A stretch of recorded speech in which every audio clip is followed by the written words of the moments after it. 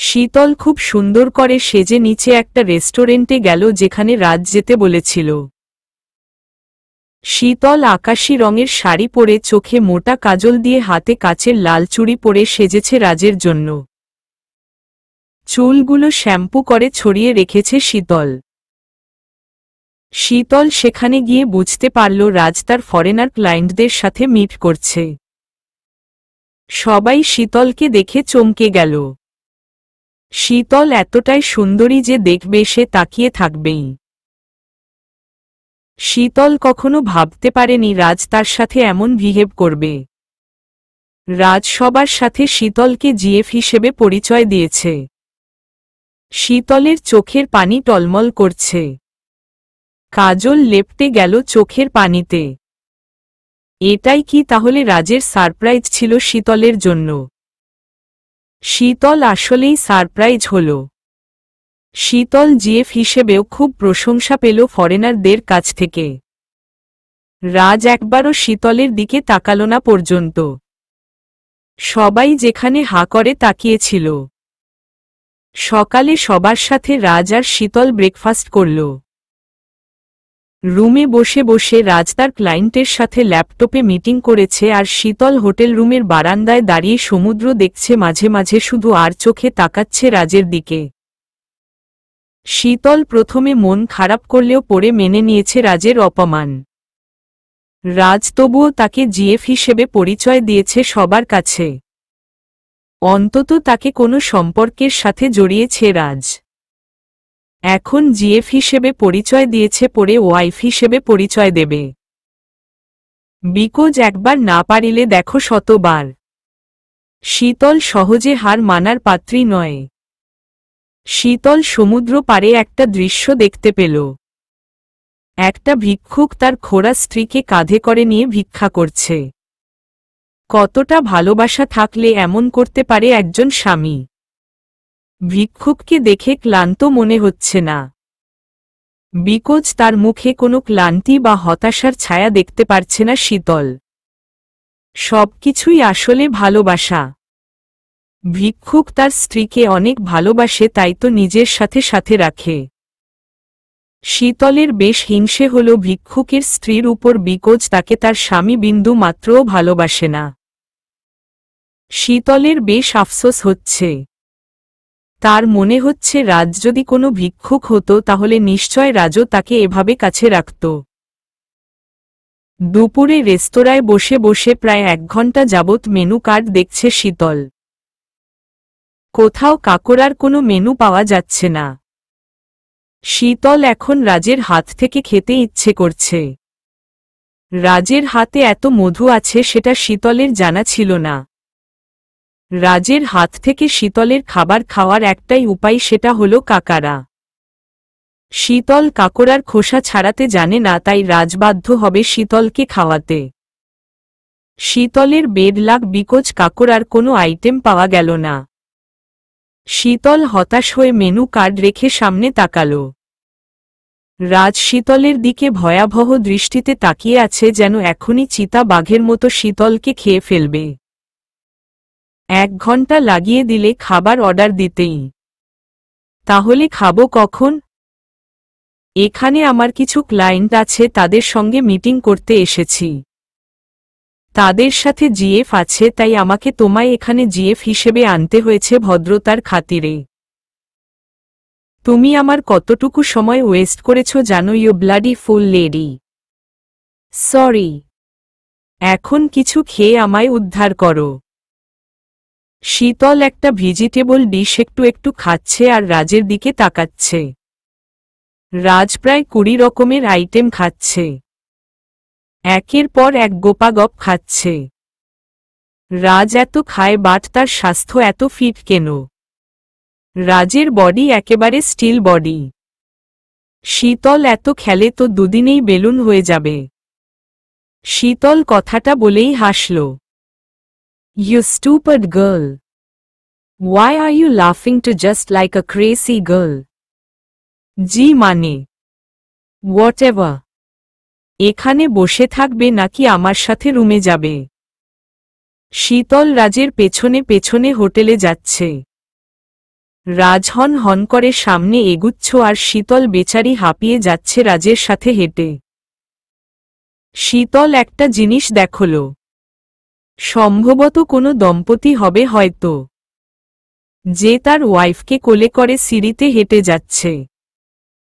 রাজের এখানে এসে ব্যায়াম হয়নি, তাই লিফট ব্যবহার না করে সিঁড়ি দিয়ে রুমে যাচ্ছে এন্ড শীতলকে ও রাজের সাথে যেতে হচ্ছে। শীতল হঠাৎ চিৎকার করে উঠল। রাজ তাড়াতাড়ি পেছনে তাকিয়ে দেখল শীতল ফ্লোরে বসে আছে। এখানে বসে আছো কেন? আবার কি ড্রামা শুরু করলে? আমি ড্রামা করছি না, আসলে আমার পা মচকে গিয়েছে। শীতল মাথা নিচু করে তাকিয়ে আছে। রাজ শীতলকে কিছু না বলেই তাকে কোলে করে নিয়ে হাঁটতে শুরু করল। শীতল চোখ বন্ধ করে রাজের বুকের সাথে লেপ্টে আছে। রাজের বুকের হৃদস্পন্দন শুনতে পাচ্ছে সে। রাজের প্রতিটি নিঃশ্বাসও অনুভব করছে শীতল। শীতলের ও হৃদস্পন্দন ক্রমশ বাড়ছে বিকজ রাজ তাকে ওই প্রথম কোলে করে নিয়েছে। রুমে এসে রাজ খপ করেই শীতলকে বেডে ফেলে দিল, আর নিজেও আটকে গেল শীতলের সাথে। শীতলের চুল রাজের শার্টের বোতামে আটকে আছে। দুজনেই দুজনকে ছাড়ানোর চেষ্টা করছে বাট পারছে না। শীতল আর রাজ দুজন দুজনের এত কাছে যে দুজনের প্রতিটি নিঃশ্বাস শোনা যাচ্ছে। রাজ বোতাম ছাড়াতে গিয়ে শীতলের উপর পড়ে গেল। রাজ নিজেকে কন্ট্রোল করতে না পেরে শীতলকে জড়িয়ে ধরে কেস করতে শুরু করল। শীতল চোখ বন্ধ করে রাজের ডাকে সাড়া দিল। রাজ এক পর্যায়ে পাগলের মতো শীতলকে ভালোবাসতে শুরু করে। মনে হচ্ছে যত যন্ত্রণা সব শীতলের উপর দিয়ে মেটাচ্ছে। শীতলের ভীষণ কষ্ট লাগছে রাজের এমন বিহেভিয়ারের। নিজেকে ছাড়ানোর চেষ্টা করছে শীতল, বাট রাজ তাকে ছাড়ছে না। হঠাৎ রাজের ফোন বেজে উঠে আর রাজ শীতলকে ছেড়ে দিয়ে কিছুক্ষণ তাকিয়ে থেকে রুমের বাহিরে চলে গেল। শীতল বেড থেকে উঠে আয়নায় গিয়ে নিজেকে দেখলে। ঠোঁট ফুলে গিয়েছে আর গায়ের অনেক জায়গায় রাজের দেওয়া চিহ্ন। এগুলো যদি ভালোবাসার চিহ্ন হতো তাহলে এত ব্যথা করত না, বরং ভীষণ সুখ অনুভব করত সে। রাজ শীতলকে সবসময় শুধু ব্যবহারের বস্তু হিসেবে ব্যবহার করে। বিকালে শীতলের পীড়াপিড়িতে সমুদ্র দেখতে গেল দুজন। রাজ হাঁটছে আর তার পাশে শীতলও হাঁটছে। রাজ আর শীতল হাঁটতে হাঁটতে একটা বিশেষ জায়গায় চলে গেল, যেখানে শীতলের নূপুর পড়ে গিয়েছিল আর রাজ তার জীবনের পরোয়া না করে ঝাঁপ দিয়ে নূপুর উদ্ধার করেছিল। রাজ আনমনে জায়গাটা দেখে হাসি দিল। শীতল জায়গাটা দেখে রাজের দিকে তাকিয়ে থাকল। রাজের চোখে চোখ পড়তেই শীতল তার জন্য অসীম ভালোবাসা আর ঘৃণা দেখতে পেল। শীতল মনে মনে ঠিক করল এখান থেকে গিয়ে রোদের সাথে কথা বলবে, আর রাজকে সব সত্যির মুখোমুখি করবে। শীতল তাকে ভালোবাসে সেটাও বলা দরকার। হতে পারে রাজ সব ভুলে গিয়ে শীতলকে মেনে নেবে আর নিজের করা অন্যায়ের জন্য অনুতপ্ত হবে। রাত হয়েছে, শীতল আর রাজ ডিনার করছে। রাজ আপন মনে খাচ্ছে আর শীতল শুধু রাজকে দেখছে। খাবার খেতে খেতে রাজ বলল, আমি কি কোনো খাবার? মানে হলো খাবার না খেয়ে আমার দিলকে তাকিয়ে আছো কেন? আমি তো খাবার নয় যে আমায় দেখে ক্ষুধা নিবারণ করছো। আমি কোথায় তাকালাম? আমার সাথে বেশি চালাকি করবে না। এখন খাও চুপচাপ। খেয়ে এনার্জি তৈরি করো যেন আমার দেওয়া ব্যথা সহ্য করতে পারো। রাজ উপর হয়ে বেডে শুয়ে আছে। শীতল ওয়াশরুম থেকেই বেরুতে নিলেই জ্ঞান হারায়। শীতল ফ্লোরে পড়ে যাওয়ায় বেশ শব্দ হয়। রাজ শুয়া থেকে উঠে পড়ে। শীতলের চোখ খুলতেই সে ডক্টরকে দেখতে পেল। আর রাজকে রহস্যময়ভাবে নিজের দিকে তাকিয়ে থাকতে দেখল। শীতলের বিষয়টা অবাক লাগল। রাজ শুধু তাকিয়ে আছে। ডক্টর বলল, মিসেস রাজ, আপনার কিছু টেস্ট লিখে দিয়েছি। মিস্টার রাজ, আপনি আপনার ওয়াইফের টেস্ট করিয়ে নিবেন তাড়াতাড়ি। ধারণা করছি আপনার ওয়াইফ প্রেগন্যান্ট। ডক্টর চলে গেল ফিস নিয়ে। শীতল চমকে গেল কথা শুনে ডক্টরের। রাজও বেশ অবাক হয়ে আছে। রাজ ইজি চেয়ারে বসে বসে চিন্তা করছে। রাজ্যের চিন্তা ভর করেছে তাকে। অন্যদিকে শীতল হঠাৎ বেশ খুশি খুশি অনুভব করল। সে ভাবছে যদি সে মা হয় তাহলে রাজ তাকে মেনে নিতে বাধ্য। রাজও বাবা হবে। প্রতিটা পার্সন বাবা মা হতে চায়। বাবা হওয়ার অনুভূতি রাজকে পাল্টে দিতে পারে। শীতলের ইচ্ছে করছে এখনই টেস্ট করিয়ে নিশ্চিত হতে সে কি আদৌ মা হতে চলেছে নাকি। রাত 12টা বাজে। শীতল খুশিতে ঘুমিয়ে আছে। রাজ বেডে গিয়ে ঘুমন্ত শীতলকে দেখল। তারপর শীতলের পাশে ঘুমিয়ে পড়ল। রাতে আর রাজ শীতলের কাছে গেল না। শীতলকে বিরক্তও করল না। শীতল ঘুমায়নি। সে রাজের ওয়েট করছিল। রাজ ঘুমিয়েছে একটু নিশ্চিত হতেই শীতল তার দুষ্টামি শুরু করল। শীতল তার হাপা রাজের উপর ছুঁড়ে মারল। ইচ্ছে করে রাজকে জড়িয়ে ধরল। রাজ সব বুঝতে পারছে, সে কিছু বলছে না। চুপচাপ শীতলের দুষ্টামি সহ্য করছে। রাজ ভাবছে শীতল ঘুমের মধ্যে এমন করছে। সকালে শীতলের ঘুম ভাঙতেই রাজকে পাশে দেখল না। রাজ আগেই উঠে পড়েছে। শীতল খুশি মনে ওয়াশরুমে গিয়ে শাওয়ার করে রুমে এসে দেখল ব্রেকফাস্ট গুছিয়ে দিচ্ছে একটা সার্ভেন্ট। সার্ভেন্ট চলে যাওয়ার সময় বলল, স্যার আপনার জন্য ব্রেকফাস্ট এখানে আনতে বলেছিল। আপনার কষ্ট করে নিচে যাওয়ার কোনো প্রয়োজন নেই। শীতল ভাবছে প্রেগন্যান্সির জন্যই রাজ তার খেয়াল রাখতে শুরু করেছে। যাই হোক, রাজ তাকে কিছু দিনের মধ্যে মেনেও নিবে। শীতল নাশতা করতে বসল। সব খাবারগুলো বেশ স্বাস্থ্যসম্ময়। কয়েক রকমের ফলও ছিল। রাজরুমে এসে দেখল শীতল নাশতা সেরে একেবারে শাড়ি পরে সেজেগুজে রেডি হয়ে বসে আছে। কি ব্যাপার, তুমি এত সকাল সকাল রেডি হয়েছ কেন? কোথাও যাবে তুমি? আমি তো আপনার জন্য বসে আছি। আজকেই টেস্ট করাবো আমাদের। রাজ চমকে গেল। আমাদের মানে? আমাকেও টেস্ট করাতে হবে কি? বাবা হওয়ার জন্য আমাকেও টেস্ট করতে হবে? আরে না না, আমি সেটা বলিনি। আমি বলতে চেয়েছি আমার টেস্ট করাতে হবে। আপনাকে তো আমার সাথে যেতে হবে। শীতল ধরেই নিয়েছে সে মা হতে চলেছে, যেটা রাজ তার চেহারায় স্পষ্ট দেখতে পাচ্ছে। এখন টেস্ট করাতে পারবো না। ঢাকা গিয়ে টেস্ট করাবো। কাল সকালে রওনা হবে। প্লানের টিকিট কেনা হয়ে গিয়েছে। শীতলের মন একটু খারাপ হল। ভেবেছিল আজকেই টেস্ট করিয়ে বসে থেকে রেজাল্ট আনবে।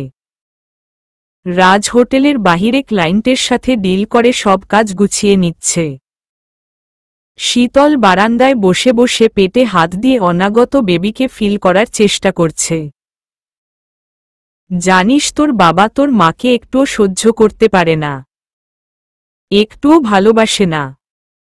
কখনো ভালোবেসে শীতল বলে ডাকে না। কখনো ভালোবেসে কাছে টেনে আদর করে না। তুই এলে তোর বাবা পাল্টে যাবে। তোর মায়ের সব দুঃখ চলে যাবে। তুই তাড়াতাড়ি চলে আয় বাবা। দুপুরে রাজরুমে এসে শীতলের জন্য রুমেই খাবার অর্ডার করল। শীতলের পছন্দের সব খাবার অর্ডার করেছে রাজ। চিংড়ির মালাইকারি, চিতল মাছের পেটি, এন্ড বিখ্যাত কাঁকড়া ভাজা। রাজখোসা ছাড়িয়ে শীতলকে খাইয়ে দিচ্ছে। শীতল চেটে পুটে খাবারের থেকেই রাজের হাত খেল।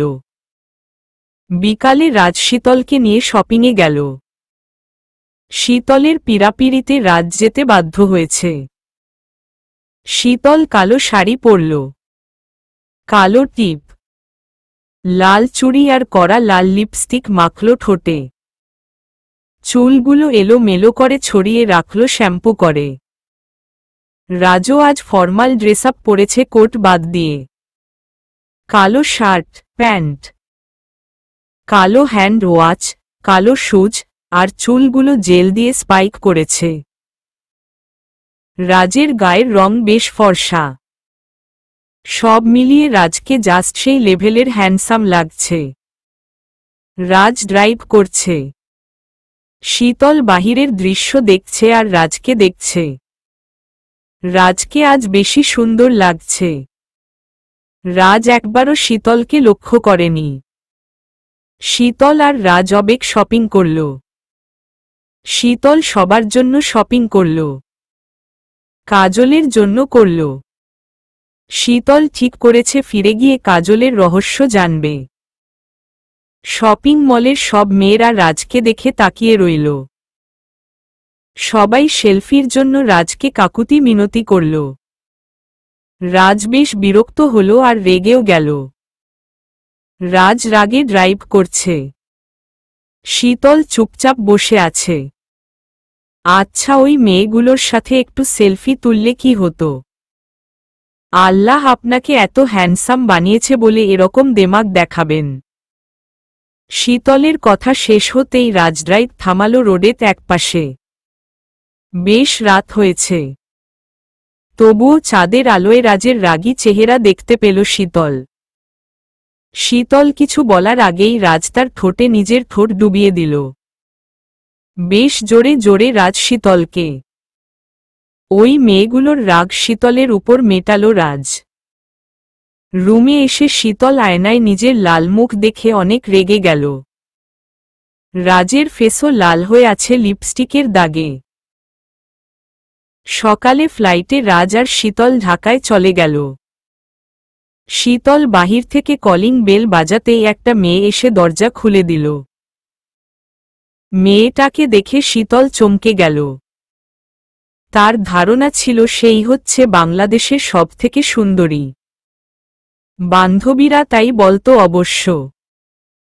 শীতল এই মেয়েকে দেখে মনে হল বিশ্বের 4 জন সুন্দরীর মধ্যে এই মেয়েও আছে। Helen of Troy, queen of সেবা, ক্লিওপেট্রা আর এই মেয়ে। মুখে এক গাল হাসি নিয়ে মেয়েটা বলল, বৌরানী ভেতরে আসুন। মেয়েটার কণ্ঠে রুন রুন রুন আওয়াজ ভেসে উঠল মধুর মতো। মেয়েটাকে এখন অচেনা লাগছে। সম্ভবত স্কার্ফ পরেছে মাথায় আর পরনে গ্রাউন পরেছে হাঁটুর নিচ পর্যন্ত, প্রায় পায়ের গোড়ালির কিছুটা উপর পর্যন্ত। ঠোঁটে হালকা সুগার লিপস্টিক দিয়েছে, চোখে গাঢ় কাজল মেখেছে মেয়েটা। এগুলোর জন্য মেয়েটাকে চেনা যাচ্ছে না। মেয়েটার মুখে হাসি লেগে থাকে সব সময়। মেয়েটা হাসি মুখ নিয়ে দরজায় লক করে বলল, বৌরানী ভেতরে আসতে পারি? হ্যাঁ, অবশ্যই। আপনাদের বাড়ি আর আপনি আসবেন তার জন্য আবার জিজ্ঞাসা করতে হয়? কারো ঘরে ঢুকতে নিলে লক করে বলে ঢুকতে হয়। ফিস ফিস করে কথাটা বলে হেসে দিল হো হো করে। আপনার নাম কি কাজল? কাজল ব্রকুচকে বলল, জি হ্যাঁ। আপনি আমাকে এতদিন ধরে দেখেননি তো তাই বলছেন আমার নাম কাজল কিনা? আমি সপ্তভাষী, তাই আপনাকে বলি কেন আপনার সাথে দেখা করতে আসিনি। আসলে আমার ফ্রেন্ড সার্কেলের সবাই বলতো আমি নাকি এশিয়ার সবচেয়ে সুন্দরী নারী। এতদিন আমি এটাই ভাবতাম আমার মতো সুন্দরী কেউ নেই পুরো এশিয়াতে। বাট দাদা ভাইয়ের কাছে আপনার ছবি দেখে আমি চমকে গিয়েছিলাম বাবা, বিকজ আপনি আমার মতো একজন এশিয়ার সুন্দরী। আমার আপনাকে হিংসে হচ্ছিল, তাই আমি দেখা করিনি। আমার মতো সুন্দরীকে আমি সহ্য করতে পারি না, এটা আমার অ্যালার্জি। বাট আপনাকে আমার ভালো লেগেছে খুব খুব, বলল, বিকজ আপনি আমাদের রাজদাদা ভাইয়ের মতো একটা চিতা বাঘের সাথে সংসার করছেন। আপনাদের দেখে মনে হয় হ্যাপি কাপল। এজন্যই তো আপনাকে একবারও বাবার বাড়ি যেতে দেয়নি দাদাভাই। কথাগুলো মেয়েটা একধমে বলে হেসে দিল, আবারও হো হো করে। শীতলের মেয়েটাকে বেশ ভালো লাগল। মেয়েটা এত কথা বলতে পারে যে কথা শুনেই কেউ ওর প্রেমে পড়ে যাবে। আচ্ছা কাজল, আপনি আমাকে আপনি করে বলছেন কেন? আমি আপনার দাদা ভাইয়ের বউ বলে আপনার থেকে বেশি বয়স্ক নয়। আপনিও তো আমায় আপনি করে বলছেন। আমি আপনার সমবয়সী হব। ঠিক আছে, এখন থেকে আমরা তুমি করে বলবো একে অপরকে। ঠিক আছে বউরানী। আচ্ছা আমি এখন আসি। তুমি বরং দাদা ভাইয়ের জন্য ওয়েট করো। কেন? তুমি কোথাও বের হবে? জি হ্যাঁ, বের হব। কথাটা বলেই কাজল মাথার স্কার্ফটা খুলে ফেলল। রোদের আলোতে কাজলের চুলগুলো সোনালি রং ধারণ করেছে। আর কাজলের মুখের হাসি যেন মুক্তোর মতো ঝিলিক দিচ্ছে। শীতলের কাজলকে খুব পছন্দ হল। শীতলের এখন আর একা এত বাড়িতে থাকতে হবে না। একজন সাথী হল তার। যেমন তেমন সাথী না, একেবারে তার প্রতিদ্বন্দ্বী। রাত হয়েছে, রাজ এখনো বাসায় আসেনি। সেই দুপুরে বাড়িতে দিয়ে শীতলকে না বলেই কোথায় যেন চলে গিয়েছে রাজ। শীতল ইজি চেয়ারে বসে পেটে হাত বুলাচ্ছে। সে ধরেই নিচ্ছে তার গর্ভে রাজের সন্তান এসেছে। হঠাৎ রাজরুমে এলো। দরজায় জোরে লক করে দিয়ে ওয়াশরুমে চলে গেল রাজ। যাবার সময় শীতলকে একবার দেখল রাজ। শীতল ইজি চেয়ার থেকে উঠে দাঁড়িয়ে রইল রাজের আসার শব্দ শুনে। রাজ ওয়াশরুমে গিয়ে বুঝতে পারল সে কোনো ড্রেস আনেনি। এদিকে রাজ নিজের ভেজা কাপড়ও খুলে ফেলেছে। রুমে শীতল আছে বলে ওয়াশরুম থেকে বেরুতে পারছে না রাজ। শীতল না থাকলে রাজ এভাবেই বেরিয়ে পড়ত। শীতল, ডেস্ক থেকে আমার পোশাক দাও, আমি নিতে ভুলে গিয়েছি। প্রথমবার রাজ শীতলকে কোমলভাবে তার কোনো কাজ করার কথা বলল শীতলকে। শীতল খুশি মনে ডেস্ক থেকে রাজের পোশাক বের করে কিছুক্ষণ ঘ্রাণ নিল। কারণ এই পোশাকগুলোতে রাজের গায়ের অমায়িক গন্ধ লেগে আছে। শীতল রাজের সাথে থাকতে থাকতে রাজের সবকিছুকেই ভালোবেসে ফেলেছে। রাজের সবকিছুই তার ভীষণ রকম ভালো লাগে। শীতল পোশাকগুলো নিয়ে নক করল। রাজ ডোর ওপেন করে ড্রেসের বদলে শীতলের হাত ধরে টান দিল। শীতল টাল সামলাতে না পেরে রাজের উপর পড়ে গেল। রাজ আর শীতল শাওয়ারের নিচে পড়ে আছে আর টপ টপ করে ঝর্ণার পানি পড়ছে উপর থেকে। শীতল পুরো কাক ভেজা হয়ে আছে। রাজের গায়ের ছোঁয়ায় শীতলের শরীর যেন শিহরিত হচ্ছে বারবার। রাজ শীতলের একটু কাছে আসতেই শীতল রাজকে ধাক্কা মেরে দূরে ঠেলে দিয়ে উঠে পড়ল। রাজ কিছুটা অপমান বোধ করল। রাজ শীতলকে হেঁচকা টান দিয়ে কাছে এনে গলায় একটা কামড় মারল। শীতল জোরে চিৎকার করতেই রাজ নিচের ঠোঁট দিয়ে শীতলের ঠোঁট আঁকড়ে ধরে চিৎকার থামাল। শীতলের চোখগুলো বড় বড় হয়ে গেল। শীতল এবার রাজের তোয়ালে ধরে টান দিল। রাজ নিজেকে একবার অবজার্ভ করল। রাজের গায়ে কিছুই ছিল না। শীতল কিছু সময় চুপ করে রাজকে পা থেকে মাথা পর্যন্ত স্ক্যান করল, তারপর চোখ বন্ধ করে একটা চিৎকার দিয়ে বেরিয়ে এলো ওয়াশরুম থেকে। শীতল রাজের ভয় একেবারে রুমের বাহিরে এসে পড়ল ডেস্ক থেকে একটা শাড়ি নিয়ে। রাজ ভীষণ রকম অপমান ফিল করল শীতলের এমন বিহেভে। শীতলকে উচিত শিক্ষা দিয়েই ছাড়বে রাজ, যেন এরকম মজা করতে না পারে রাজের সাথে। শীতল দৌড়ে একটা রুমে ঢুকে ভেজা কাপড় পাল্টে ফেলল। শীতল কাপড় পাল্টে পেছনে তাকিয়ে চমকে গেল। কাজল ভ্রু কুঁচকে শীতলের দিকে তাকিয়ে আছে। শীতল ভ্যাবাচ্যাকা খেয়ে গেল। তুমি এভাবে কাপড় পাল্টালে কেন? এত রাতে গোসল? তোমার রুমের বাথরুমে কি আরশোলা আছে যে তুমি আমার রুমে চেঞ্জ করলে? আসলে আমি। কাজল শীতলের এমন বিহেভে হেসে বলল, তোমার মুখ দেখে মনে হচ্ছে তুমি আমার 11 নং প্রপোজার। আমার সেই প্রপোজার ছেলেটা আমাকে দেখলেই কথা বলতে কেঁপে কেঁপে উঠে ভয়।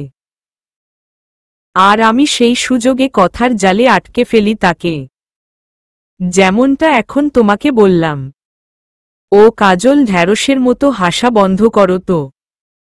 আমি ভয় পেয়ে গিয়েছিলাম তোমার কথা শুনে। কাজল শীতলের হাত ধরে টেনে ছাদে নিয়ে গেল। তোমাকে একটা কথা বলি বৌরানী, আগে বলো তোমার কোনো ছেলে ফ্রেন্ডস আছে যে খুব ক্লোজ জজ? না, তেমন ক্লোজজ না, বাট মোটামোটো। কেন বলো তো? তুমি তো জানো না, আমার একটা ছেলে ফ্রেন্ড আমাকে আবেগে প্রপোজ করে ফেলেছিল। একটা চিঠিও লিখে ফেলেছিল। চিঠিতে একটা খুব অসভ্য কথা লিখেছিল। আমি তো রেগে আগুন।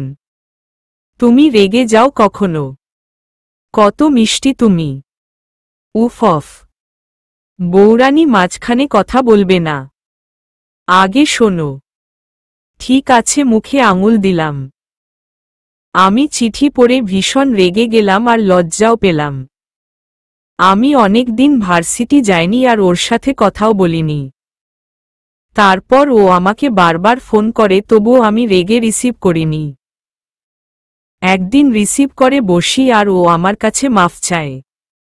আমার মন বিশাল বড়, তো তাই মাফ করে দিলাম। বাট অনেক ঘুরিয়ে মাফ করেছি তাকে। বুঝতে পারলাম বাট কি অসভ্য কথা বলল। ধ্যাত, এই কথা তোমাকে বলা যাবে না। তোমাকে তো দাদা ভাই এমন কথা বলেই সবসময়, তাই না? কাজল আবার তার মুক্তোর হাসি হাসল। রাজ কফি খেয়ে রুমে চলে আসে। রাজের কফির মগে একটু কফি পড়ে আছে, যেটা বিড়াল শীতলের নজরে পড়ল। চাচা সোফায় বসে পেপার পড়ছে। খালা নিচে বসে তরকারি কুটছে। কাজল হাতে কালো নেলপলিশ দিচ্ছে। শীতল কিচেনে গিয়ে রাজের এটো কফি খেয়ে নিল। ঈশোস রাজের মুখের কফি খেয়ে শীতলের সে কি আনন্দ। শীতলের কাজলের চোখে চোখ পড়তেই কাজল ভ্রু কুঁচকাল। শীতল একটু চমকে গেল। কাজল হেসে দিল। শীতল ও হেসে রুমে গেল। রুমে ঢুকতেই কেউ তাকে বেডের মধ্যে ফেলে দিয়ে তার উপর উঠে গেল। আমার তোয়ালে ধরেছিলে কেন? তোমার কাছে আসলে আমাকে ইগনোর করো কেন? এত বড় সাহস তোমার আমায় ইগনোর করো? শীতলের ভয় প্রাণ শুকিয়ে গেল। আসলে আমি। শীতল কিছু বলার আগেই রাজ বলল, হুস, আমি বলবো তুমি শুনবে? জি হ্যাঁ। কাল ডক্টরের কাছে টেস্ট করাতে নিয়ে যাব। টেস্ট যাই হোক, তোমাকে সে অনুযায়ী কষ্ট দেব। আমার সন্তান তোমার গর্ভে আছে বলে ভেবো না সে তোমার হয়ে যাবে। আমার সন্তান তার বাবার মতোই হবে। মাঝরাত রাজ ঘুমাচ্ছে। শীতল জেগে আছে। টেস্টের কথা ভাবছে সে। না জানি কি রেজাল্ট বের হবে। শীতল নিশ্চিত সে প্রেগন্যান্ট। রাজের অংশ সে ধারণ করেছে। এটা ভেবেই শীতল ভীষণ খুশি ফিল করছে। শীতলের মনে একটাই গান বাজছে। সকালে শীতলের ঘুম ভাঙতেই শীতল রাজকে দেখতে পেল না। শীতল একদিনও রাজকে ঘুম থেকে উঠে নিজের পাশে দেখতে পারে না। রাজের ঘুমন্ত চেহারা এখনো ভালোভাবে দেখেনি শীতল। শীতল শাড়ি পরে অভ্যস্ত নয়, তাই তার শাড়ি ঠিক থাকে না কখনোই। ঈশ্বর রাজ তাকে সকালের আলোয় এভাবে দেখে প্রতিদিন।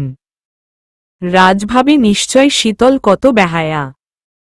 শীতল সকাল সকাল ফ্রেশ হয়ে নিচে গেল।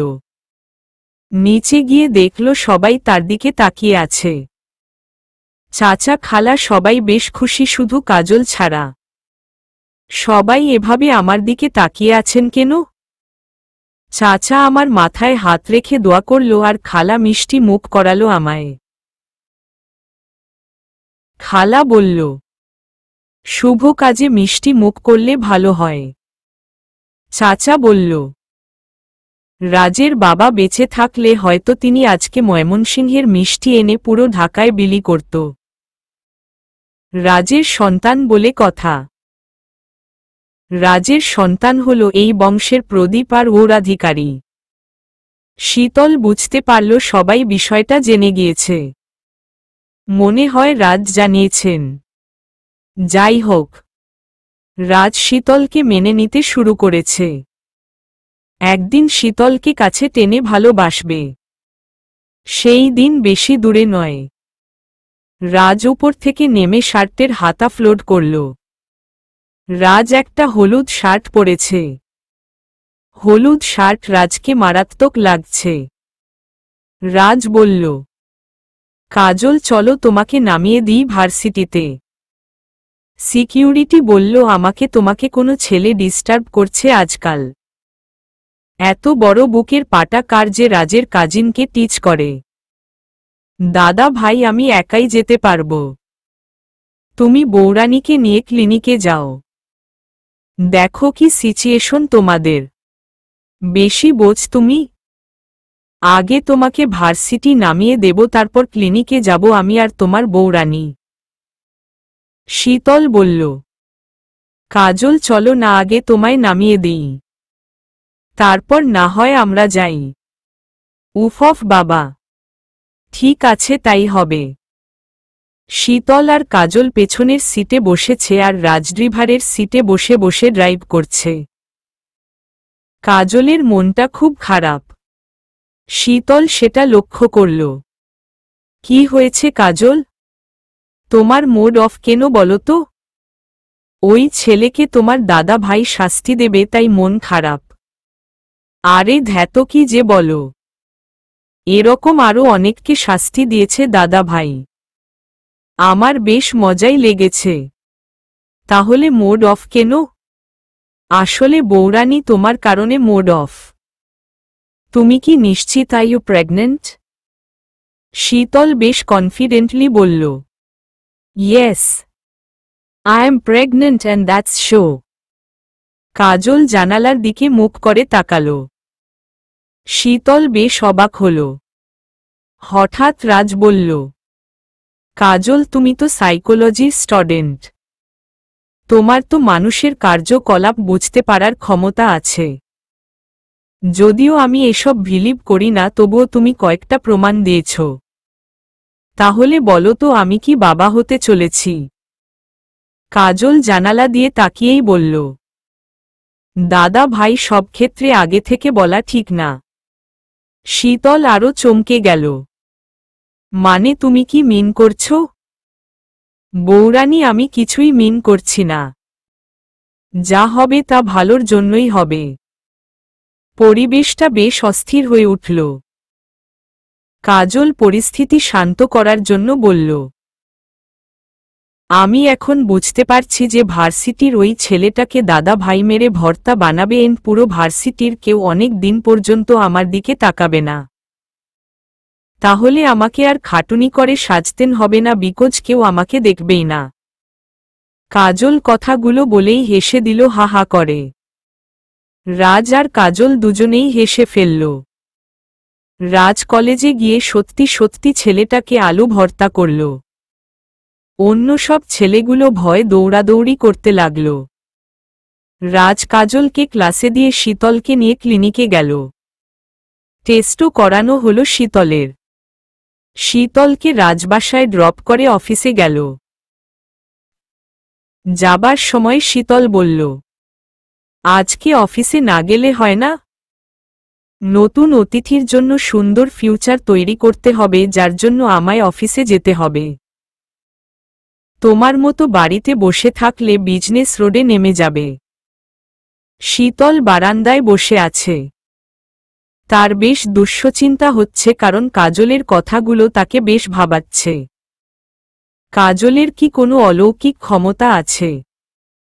শীতল এসব বিশ্বাস করে না। তবুও কাজল এলে তাকে জিজ্ঞাসা করতে হবে। দুপুর হয়েছে। শীতল খাবার খেতে বসে রাজকে কল করে বলল সে খেয়েছে কিনা। রাজ বলল সে মিটিংয়ে আছে, সে খাওয়ার জন্য অফিসে আসেনি। শীতল কল কাটার আগেই রাজ কল কেটে দিল। কাজল সেই কখন ভার্সিটি থেকে এসেছে। নিজের ঘরে দরজা বন্ধ করে সে কি যেন করছে। শীতল অনেক ডাকার পরেও কাজল দরজা খোলেনি, আর দুপুরে খেতেও আসেনি ডাইনিংয়ে। যাই হোক, শীতলের এখন এসব ভাবলে চলবে না। তাকে এখন ভালো মন্দ খেতেই হবে। সে আর একা নয়। বিকাল হয়েছে, শীতল বেডে বিশ্রাম নিচ্ছে, তখনই কাজল নক করল। আসবো বৌরানী? হ্যাঁ এসো কাজল। এটা দেখত। কাজল একটা পেপার দিল শীতলের হাতে। লালা কালি দিয়ে কয়েকটা লাইনে বর্ডার দেওয়া আছে। একটা বিজ্ঞাপনের মধ্যে কাজল লাল রেখা টেনেছে। বিজ্ঞাপনটা বেশ অদ্ভুত টাইপ। শীতল জোরে জোরে বিজ্ঞাপনটা পড়ল। আমি একজন সজ্ঞ সাথী ছাড়া মানুষ, তাই এই বিজ্ঞাপনটা লিখেছি। আমার নিঃসঙ্গতা কাটানোর জন্য আমাকে কেউ সাহায্য করুন। আমার পত্রমিতা হয়ে আমায় কেউ সজ্ঞ দিন। কথা দিচ্ছি কেই বোরিং ফিল করবেন না। সবার জীবনে সাথী থাকা প্রয়োজন। আমি নিতান্তই একজন নিঃসঙ্গ মানুষ, তাই আমাকে কেউ দয়া করে এই নিঃসঙ্গতা থেকে মুক্তি দিন। শীতল বিজ্ঞাপনটা পরেই কাজলের মতো হাসতে শুরু করল খিলখিল করে। তুমি হাসছ কেন বৌরানী? হাসব না কি বলো? ডিজিটাল যুগে কেউ কি চিঠি লিখে নিঃসঙ্গতা দূর করে? কত কিছুই তো আছে যা খুব সহজেই মানুষের সাথে যোগাযোগ করতে সাহায্য করে। যে বিজ্ঞাপনটা দিয়েছে সে একটা পাগল ছাড়া কিছুই না। বৌরানী মোটেও তা না। আমার মন বলছে লোকটা পাগল না, সে নিঃসঙ্গতায় ভুগছে। কাজল, তুমি কি এই লোককে চিঠি লেখার কথা ভাবছ? মোটেও এসব করবে না। দেবী উপন্যাস পড়নি? হুমায়ুন স্যারের এই উপন্যাসে একটা পাগল এরকম বিজ্ঞাপন দিয়েছিল। নীলু সেই পাগলের পাল্লায় পড়েছিল। বৌরানী, আমি নীলু নয়, আমাকে ফাঁসানো সস্তা নয়। আজ পর্যন্ত আমি লোকেদের আমার প্রেমে পড়তে বাধ্য করেছি, মান লোকে বাধ্য হয়েছে, বাট কখনো আমি ফাঁসিনি। কাজল পেপার কাটিংটা নিয়ে চলে গেল রুম থেকে। শীতল বেশ অবাক হল এরকম বিহেভ দেখে কাজলের। শীতলের এরকম একটা এক্সপিরিয়েন্স আছে। সে যখন স্কুলে পড়ত তখন একটা ছেলের পেন ফ্রেন্ড হয়েছিল। বান্ধবীদের পাল্লায় পড়ে ফ্রেন্ড হয়েছিল শীতল। সেই ফ্রেন্ড বিদেশে থাকে। একদিন হঠাৎ পেন ফ্রেন্ড চিঠি লিখে জানায় সে শীতলের সাথে দেখা করতে তাদের বাড়ি আসবে। শীতল তো ভয় শেষ। দেখা করতে আসলে বাবা আর রোদ ভাইয়া তাকে আস্ত রাখবে না। শীতল বেশ শান্ত সরল মেয়ে, সেটা সবাই জানে। তখন একটা বিশ্রী কাণ্ড হয়েছিল শীতলের সাথে। শীতল তার পেন ফ্রেন্ডকে চিঠি লিখে ফ্রেন্ডশিপ নষ্ট করার কথা বলেছিল। ছেলেটা রেগে শীতলকে বেশ গালাগাল করে চিঠি লিখেছিল। চিঠিতে লিখেছিল, বান্ধবী শীতল, তুমি আমার সাথে এমন করলে ভাবতে পারছি না। মনে রেখো তোমার জীবনে এমন একটা ঘটনা ঘটবে যস তোমার জীবন পাল্টে দেবে। এটা একটা এতিম ছেলের অভিশাপ। সেই সময় শীতল বেশ ভয় পেয়েছিল। বাট তার বান্ধবীরা তাকে সান্ত্বনা দিয়ে বলেছিল এসব অভিশাপ বলে কিছু হয় না। শীতল ভাবছে মনের অভিশাপ বলে কিছু হয়। সে কারণেই সে রাজের হাতে ধর্ষণ হয়েছে। রাজ তাকে বারবার ধর্ষণ করেছে। অথচ সেই রাজকেই এখন সে ভালোবাসে। পৃথিবী বড়ই বিচিত্র, তার থেকে মন বড় বিচিত্র। মন কি চায় তা মনও জানে না। শীতল তার পেটে হাত দিয়ে বলল, বাবা তুই তাড়াতাড়ি এসে পড়, তাহলে তোর মায়ের চোখের পানি কিছুটা থামবে। কবে আসবি বাবা? আকাশে ভেসেছে তারার মেলা, কবে আসবে আমার ঘরে খুশির দোলা? আকাশে হাসে চাঁদের কণা, কবে আসবে আমার কোলে ছোট্ট সোনা? রাতে রাজ এসেই বেডে শুয়ে পড়ল। বেডে অনেকগুলো খেলনা দেখতে পেল রাজ। শীতলকে কয়েকবার ডাকার পরে শীতল রাজের কাছে এলো। এগুলো কি? খেলনা চাচা কিনে এনেছেন। গাছে কাঁঠাল, গোপে তেল। জি, কিছু বললেন না? কাল ডক্টর রিপোর্ট দেবে বলেছে। পজিটিভ হলে ভেবো না তোমায় মেনে নেব। তোমরা যা আমার সাথে করেছ তার প্রতিশোধ আমি কড়ায় ঘণ্টায় নেব। মাঝরাত কাজল কয়েকবার বেশ বড় করে নিঃসজ্ঞ লোকটাকে তার ঠিকানায় চিঠি লিখল হলুদ খামে করে, যা লাল ফিতে দিয়ে বাঁধা। কাজল চিঠিটা ছিঁড়ে ফেলল। এভাবে আরও কয়েকটা চিঠি লিখে কাজল ছিঁড়ে ফেলল। সে লিখতে চাইছে না চিঠি, তবুও কেন যেন চিঠি লিখতে চাচ্ছে তার মন। রাজরুমের সোফায় বসে কাজ করছে ল্যাপটপে। বেচারি শীতলের ঘুম আসছে না। বারবার রাজকে দেখছে শীতল। কখন রাজ শুতে আসবে আর সে রাজের সাথে একটু দুষ্টামি করবে। শীতলের বেশ টেনশন লাগছে কালকের জন্য। কাল রিপোর্ট কি আসবে কে জানে। রিপোর্ট নেগেটিভ আসলে শীতল মরেই যাবে। শীতলের ঘুম আসছে না। এ সময় তার পাশে কাউকে প্রয়োজন, বাট কেউ নেই। শীতলের মন শুধু রাজকেই খুঁজছে। বাট রাজের মন আর ভালোবাসা অন্ধ হয়ে আছে শীতলের জন্য। সেজন্য শীতলের মনের ডাক রাজের মনে পৌঁছাচ্ছে না। ভোর হয়েছে, আজও শীতল রাজকে নিজের পাশে দেখতে পেল না।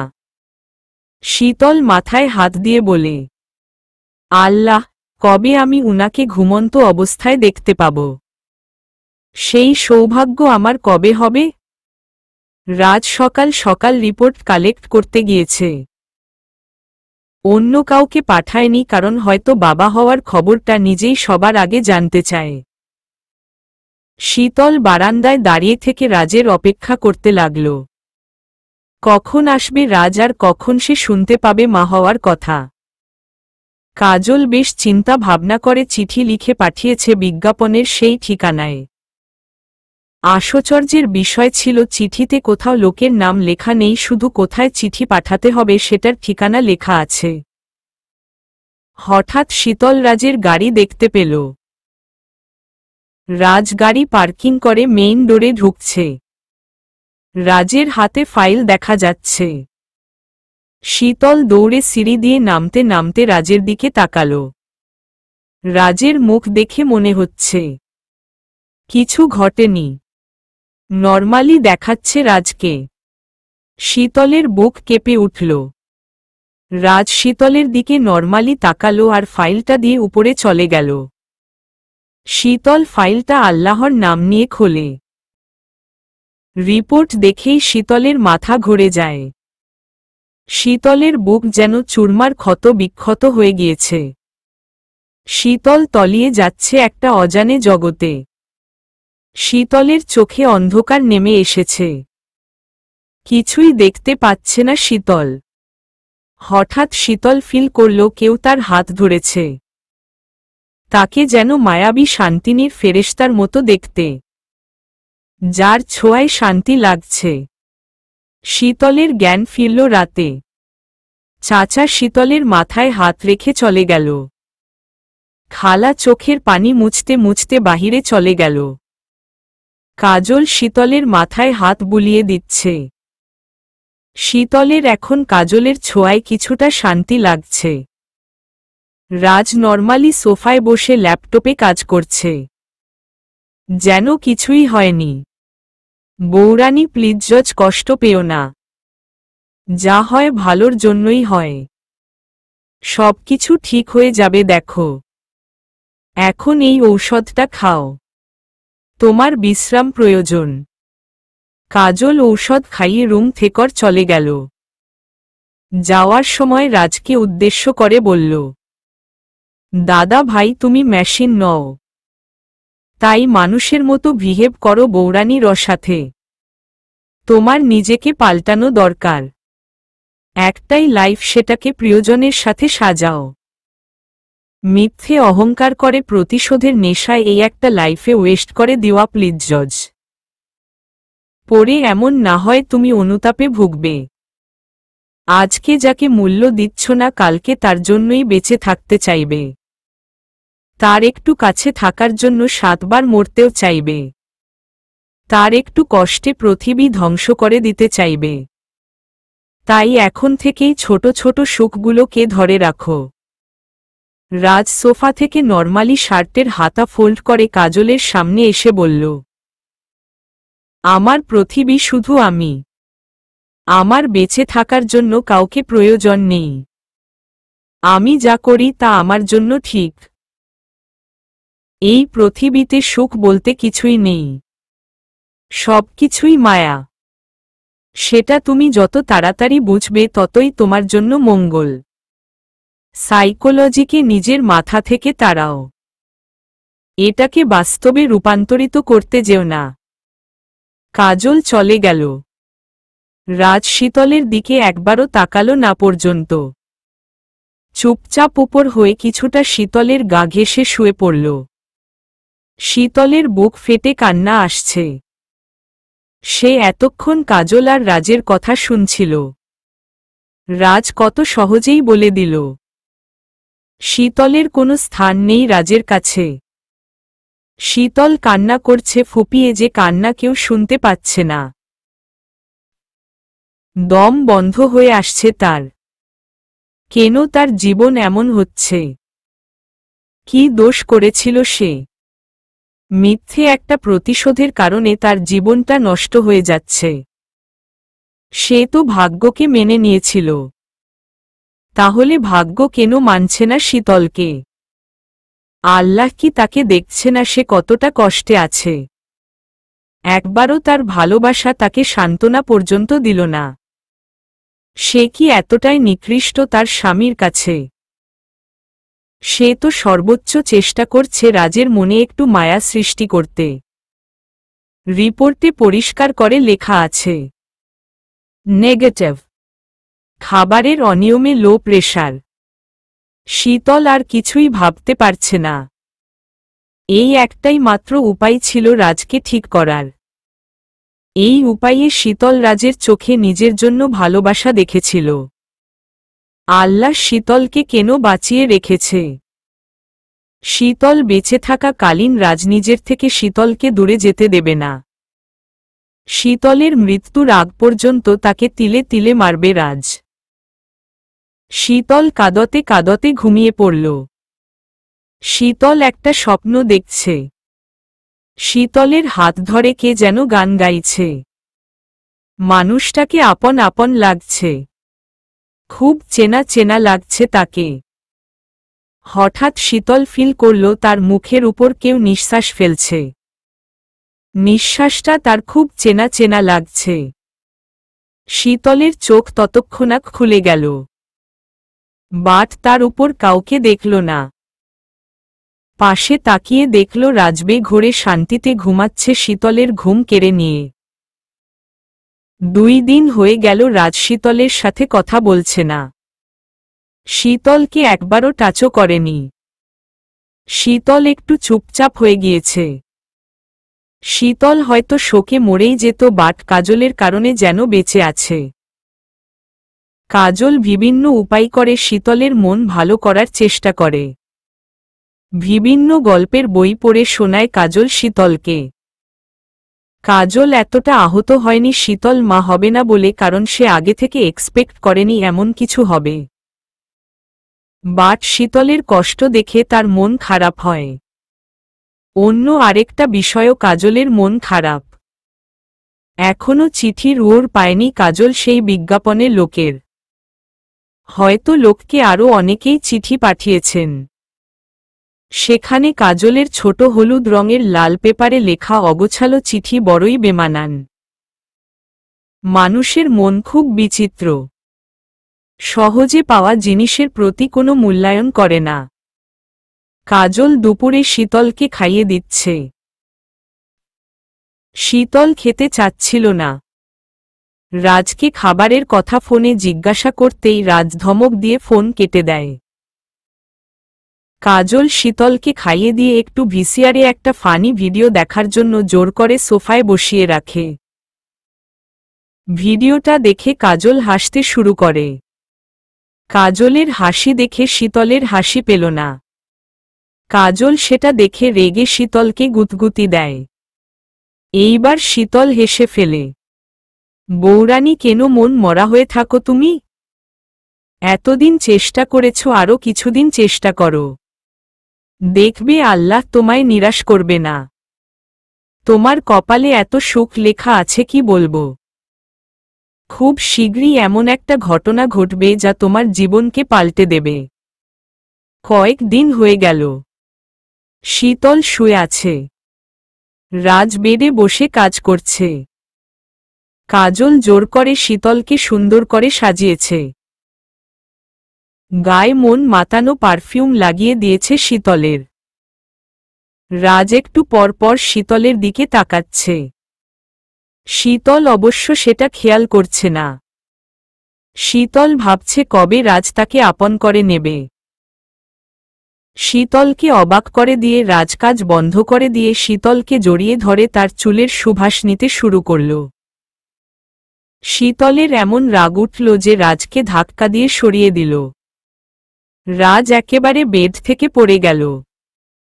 রাজ রেগে শীতলের দিকে তাকাল। শীতল এখন এতটা ভয় পায় না রাজকে।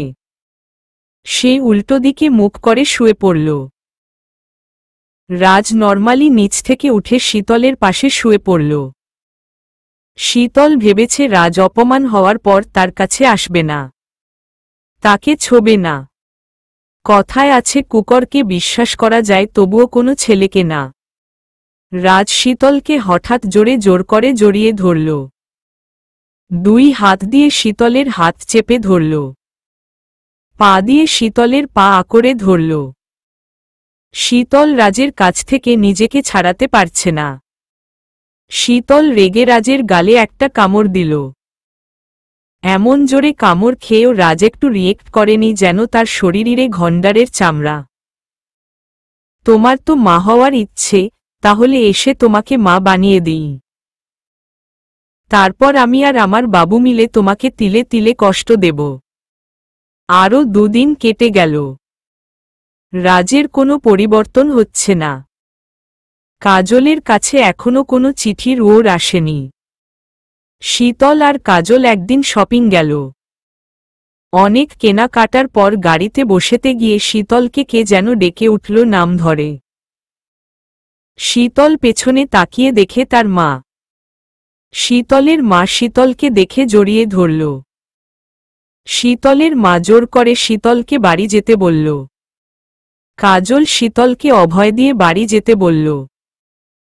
শীতলের হঠাৎ মনে পড়ল বাড়ি গেলে ভাইয়ার কাছ থেকে কোনো ক্লু নিশ্চয় পাওয়া যাবে। রোদ মাঝে মাঝে ডায়েরি লিখত। আজও টেবিলে বসে একটা ডায়েরিতে কি যেন লিখছে। আমার অন্ধ্র প্রেম। আর কিছু লিখতে পারল না। তার আগেই রোদ তার বাবার চিৎকার শুনল। রোদ রুম থেকে নিচে নেমেই শীতলকে দেখল। শীতলের বাবা শীতলকে বাড়ি থেকে বের করে দিতে চাচ্ছে। শীতল তার বাবার পা ধরে মিনতি করছে তার সাথে একটু কথা বলার জন্য। শীতলের বাবা, দেখুন মিসেস রাজ, আপনি এখান থেকে চলে যান। আপনার স্বামী জানতে পারলে সমস্যা হবে। আপনি এখন এই বাড়ির মেয়ে না, এখন আপনি অন্য কারো বাড়ির বউ। বাবা, এমন করে আমায় পর করে দিও না প্লিজ জজ। আমার কথা একটু শোনো। কোনো কথা শুনব না আপনার। আপনার স্বামীর সোসাইটিতে সম্মান না থাকতে পারে, বাট আমার আছে। আমার এখন একটা সন্তান, আর সেটা হলো রোদ। কাজল শীতলকে টানছে এখান থেকে চলে যেতে। শীতলের মা আঁচল দিয়ে চোখ মুছছে। এমন সময় রোদ তার বাবাকে বলে সে বাড়ি থেকে চলে যাবে যদি শীতলকে বাড়িতে থাকতে না দেয়। পরিবেশ বেশ থমথমে হল। রোদের বাবা কিছু না বলে সিঁড়ি দিয়ে উপরে চলে গেল, রোদের দিকে একবার তাকিয়ে। রোদকে দেখেই শীতল রোদের বুকে ঝাঁপিয়ে পড়ে। ভাই বোন দুজনেই কাঁদছে। দূর পাগলি, কাঁদছিস কেন? রাজকে আমি চিনি তো। সে আমার কলিজার টুকরো বোনের চোখে পানি আসতে দেয় না নিশ্চয়। সেজন্য তোর চোখের পানি জমিয়ে রেখেছিলি যেন আমার বুকে এসে কাঁদতে পারিস, তাই না? শীতল মনে মনে বলল। ভাইয়ারে, তুমি তো জানো না তোমার বন্ধু আমার চোখের পানি বেশি ভালোবাসে। আমার মুখে কখনো হাসি আসতে দেয় না। কান্না আমার নিত্যদিনের সাথী। তুমি তো জানো না তোমার বোনকে কিভাবে প্রতিদিন ধর্ষণ করা হয়। এগুলো জানলে তুমি তো আমার স্বামীকে টুকরো টুকরো করেই ফেলবে। এজন্য কখনো তোমায় আমার কষ্টগুলো বলতে পারবো না। রোদ নিজের ঘরে নিয়ে গেল শীতল আর কাজলকে। শীতলের হঠাৎ চোখে পড়ল রোদের ডায়েরিটা। এই ডায়েরিতে রোদ তার সব কথা লেখে। নিশ্চয় রোজার বিষয়েও কিছু লেখা আছে। ডায়েরিটা নিয়ে এখান থেকে যেতে হবে। এদিকে রাজ অফিস থেকে এসে পড়েছে। সিকিউরিটি জানিয়েছে শীতল আর কাজল এখন কোথায় আছে। রাজ শীতলের মুখোমুখি দাঁড়িয়ে আছে। চাচা আর খালা তাদের বিষয়ে কিছু জানে না। কাজল অবশ্য আন্দাজ করছে রাজ আর শীতলের সম্পর্ক কি রকম। রাজ কাজলকে নিজের রুমে লক করে রেখেছে। চাচাকে অন্য একটা কাজে পাঠিয়েছে রাজ। আর খালাকে বাজারে পাঠানো হয়েছে। তোমার এত বড় সাহস কি করে হলো ডার্লিং? আমার কথা অমান্য করে কেন তুমি ওদের সাথে দেখা করলে? কাজল ভয়ে ভয়ে বলল। আমি যেচে দেখা করিনি, শপিং মলে মায়ের সাথে দেখা হয়েছে, মা আমাকে জোর করে নিয়ে গিয়েছিল। জোর করবে বলে যেতেই হবে নাকি? আমি তোমার স্বামী, আমি যা বলবো সেটাই তোমায় করতে হবে এবং এটাই তোমার আজীবনের ধর্ম। শীতল মাথা নিচু করে আছে।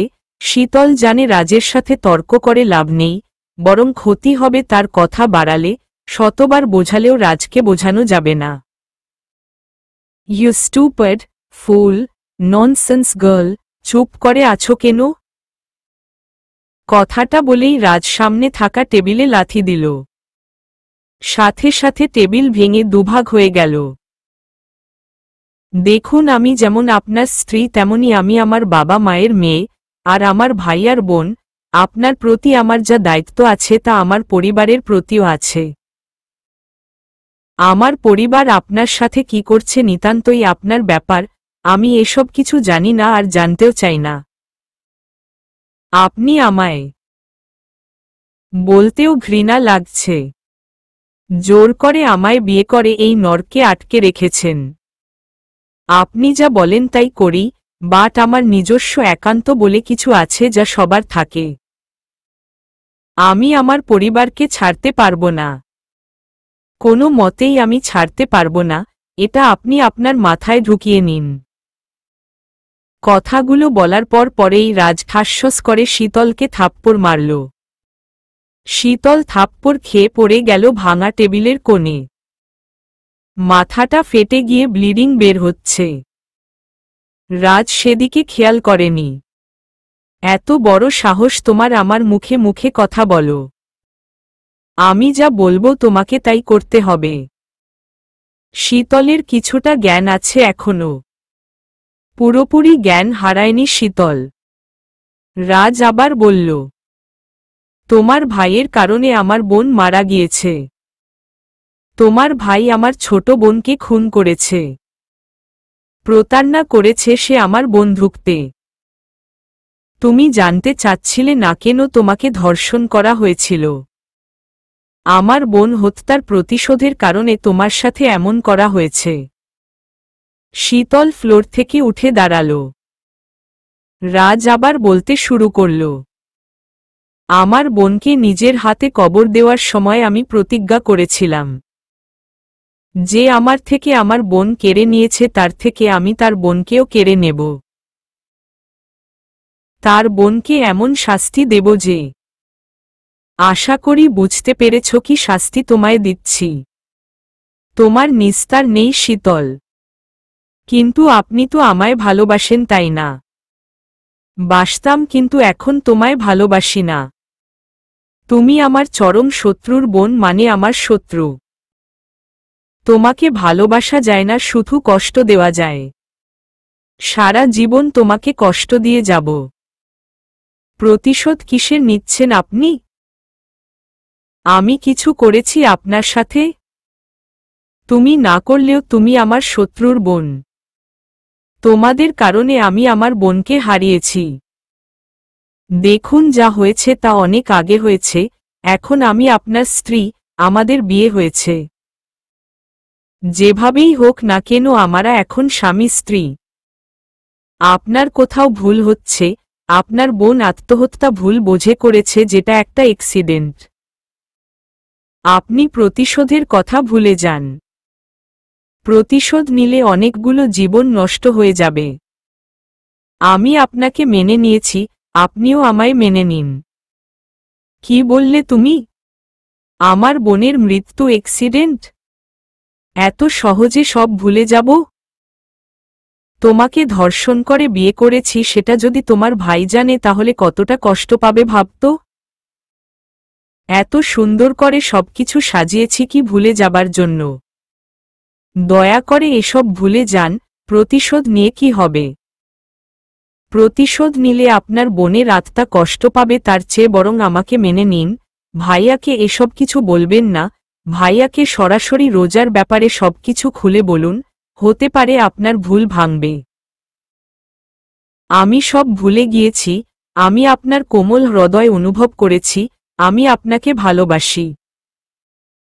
শীতল রাজের হাত ধরে কথাগুলো বলল।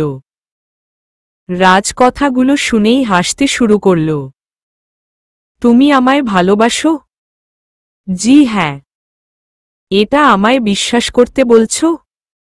বিশ্বাস করুন, আমি আপনাকে ভালোবাসি। আপনার সাথে সংসার করতে চাই। ভাই যেরকম বোনও তার মতো। তুমি আমার হাত থেকে বাঁচার জন্য আমাকে ফাঁসাতে চাচ্ছ। বাট কি বলতো, আমাকে ফাঁসানো এত সহজ না। তোমার প্রতি আমার যে ভালোবাসা ছিল তা মরে গিয়েছে। আমার সাথে সুখে সংসার করার কথা ভুলেও ভেবো না। তোমার নিস্তার নেই আমার থেকে। রাজ শীতলের হাত ছাড়িয়ে রুম থেকে বেরিয়ে গেল। শীতল বসে পড়ল ফ্লোরে। শীতল ভেবে কুল পাচ্ছে না কিভাবে সে রাজের মন থেকে প্রতিশোধের আগুন নিভাবে। রাজ তো বিশ্বাস করল না শীতল তাকে ভালোবাসে, তার সাথে সংসার করতে চায়। শীতল তার বাড়ি থেকে আসার সময় রোদের ডায়েরি লুকিয়ে এনেছিল। বিকাল হয়েছে, রাজ বাসায় নেই। কাজল শীতলের মাথায় ব্যান্ডেজ বেঁধে দিয়েছে। কাজল শীতলকে বারবার বলেছে রাজ আর শীতলের সব কথা খুলে বলতে, বাট শীতল বলেছে সময় হলে খুলে বলবে। রাতে শীতল বেডে বসে বসে পুরো ডায়েরি পড়ে অবাক হয়ে গেল। রোদও রোজাকে ভালোবাসত। বাট শীতলের বাবা রোদের বন্ধুর মেয়ের সাথে বিয়ে ঠিক করে রেখেছিল। শীতলের বাবা সেখানে কথা দিয়েছিল। শীতলের বাবা সোসাইটির একজন অতি সম্মানী লোক। শীতলের বাবা রোদকে কসম দিয়েছে যেন নিজের পছন্দ মতো বিয়ে না করে। রোজা যেদিন রোদকে ভালোবাসার কথা জানায় সেদিন রোদ বলেছিল তার বিয়ে ঠিক হয়ে আছে। রোজা সেটা বিশ্বাস করেনি।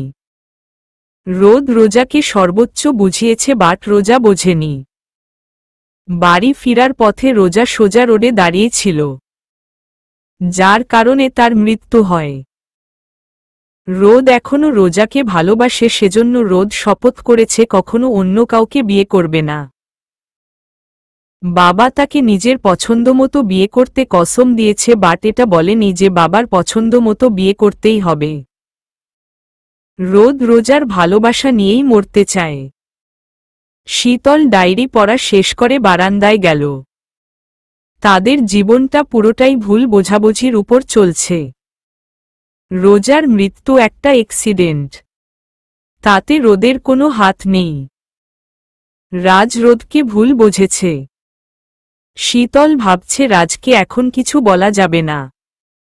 এখন বললে সে কিছুই বিশ্বাস করবে না।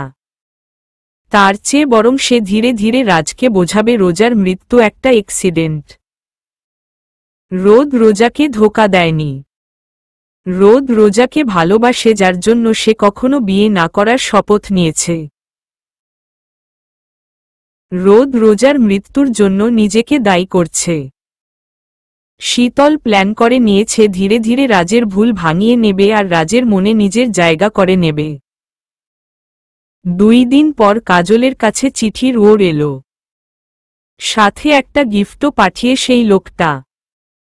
পারফিউম পাঠিয়েছে কাজলকে, একটা ছোট চিরকুটও পাঠিয়েছে লোকটা। ধন্যবাদ সুপ্রিয় পত্রমিতা, আপনি আমায় চিঠি লিখে কিছুটা সজ্ঞ দিতে পেরেছেন। ভেবেছিলাম আধুনিক যুগে কেউ আমায় চিঠি লিখবে না। আমি অত্যন্ত খুশি অনুভব করছি। আমার পক্ষ থেকে ছোট একটা উপহার পাঠালাম। অধমের নাম হিমালয়। কাজল এইটুকু চিঠি বারবার পড়ে বুঝতে পারছে না লোকটা কি তাকে আরও চিঠি লিখতে বলেছে নাকি বলেনি। রাজ আর শীতলের বিয়ের প্রায় 8 মাস চলতে শুরু করেছে। এখনও রাজকে বোঝাতে পারেনি শীতল তাকে ভালোবাসে। নানাভাবে রাজ শীতলকে অপমান করে। শীতলকে দেখলে নাকি রোজার কথা মনে পড়ে রাজের। রাজ শীতলকে সহ্যই করতে পারে না। শীতল সর্বোচ্চ চেষ্টা করে রাজের মন জয় করার। সব সময় রাজের কথায় চলে সে। রাজের চাওয়া পাওয়ার সর্বোচ্চ খেয়াল রাখে শীতল। শীতল রাজকে মনে প্রাণে ধর্মে রাজকে স্বামী হিসেবে মেনে নিয়েছে। তার বিশ্বাস একদিন রাজ তার ভুল বুঝতে পারবে এবং অনুতপ্ত হবে। শীতলকে মেনে নিয়ে ভালোবাসবে রাজ। আরও কয়েক মাস কেটে গেল। রাজ আর শীতলের সামনেই আসতে চলেছে ম্যারেজ ডে। ম্যারেজ ডে এর 1.5 মাস আগের ঘটনা। সেদিন শীতল বুঝতে পেরেছে কিছু চাওয়া অপূর্ণ থাকে। কিছু মানুষ আপন হয় না, কখনো কিছু মানুষ পাল্টায় না। সেদিন ছিল রাজের একটা ডিল সাকসেসের পার্টি। রাজ শীতলকে নিয়ে পার্টি অ্যাটেন্ড করতে যায়। পার্টিতে সব কাপল ইনভাইটেড ছিল, তাই রাজও শীতলকে নিয়ে যেতে বাধ্য হয়েছিল। পার্টিতে রাজের একটা ক্লায়েন্ট বারবার শীতলকে ডিস্টার্ব করছিল। শীতল ইগনোর করছিল বিষয়টা। রাজ তার অন্য ক্লায়েন্টের আপ্যায়ন করার জন্য বিজি ছিল। লোকটা শীতলের গায়ে হাত দেওয়ার চেষ্টা করছিল বারবার। শীতল ইগনোর করছিল। লোকটা এক পর্যায়ে শীতলকে কিছু কথা বলে, শীতল আপনি জানেন আপনি কতটা সুন্দরী। মিস্টার রাজের কোনো অধিকার নেই আপনাকে পাওয়ার বা আপনার সাথে থাকার। কি বলতে চান আপনি? আমি একজন ইন্টারন্যাশনাল বিজনেসম্যান। আর রাজ হল ন্যাশনাল বিজনেসম্যান, সো বুঝতে পারছেন সোসাইটিতে কার কতটা মূল্যায়ন। আপনি এসব আমায় বলছেন কেন? ঠিক আছে, আপনাকে সরাসরি বলছি, যদি এ বনিতা করা আমার পছন্দ না। আমি আপনার রূপে মুগ্ধ হয়েছি। আমি আপনাকে বিয়ে করতে চাই। রাজকে আজকেই ছেড়ে দিন আর আমার হাত ধরুন। আপনাকে রাজরানী বানিয়ে রাখব। কথাটা বলেই শীতলের কোমর জড়িয়ে ধরল লোকটা। শীতল রেগে লোকটাকে থাপ্পড় মারে আর সেখান থেকে চলে যায়। শীতল গাড়িতে বসে বসে কান্না করে অনেক। আজকে রাজ যদি তাকে সম্মান করত, ভালোবাসত, তাহলে এমন হতো না। বাহিরের লোক এত অপমান করতে পারত না। শীতল এটাও ভাবছে, রাজ তার সাথে যায় করুক না কেন, কখনো শীতলকে ধোঁকা দেয়নি বা কোনো মেয়েকে তাদের মাঝে নিয়ে আসেনি। রাজ শীতল ছাড়া কারো দিকে তাকায় না। শীতল ভেবেছে রাজকে লোকের ব্যাপারে বললে সে লোকটাকে উচিত শিক্ষা দেবে। শীতল ভুল ছিল। সে রাজকে লোকের কথা বলতেই রাজ বলে, লোকটা তোমার ধরেছে, তোমাকে রেপ করেনি, আর তোমার তাকে পছন্দ হলে চলে যেতে পারো, তাহলে আমার হাত থেকে বাঁচতে পারবে। লোকটা তোমাকে আমার থেকেও বেশি সুখ দিতে পারবে। শীতল রাজের গালে একটা থাপ্পড় দিল। ঠাসস। চলবে।